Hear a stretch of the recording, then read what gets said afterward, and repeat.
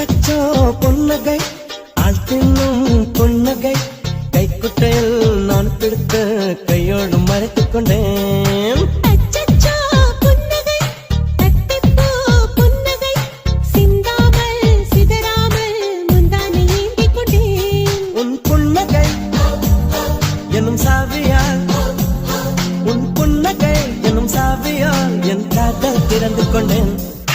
அச்சச்சோ புன்னகை ஆள் தின்னும் புன்னகை கைக்குட்டையில் நான் பிடித்த கையோடு மறைத்துக் கொண்டேன்.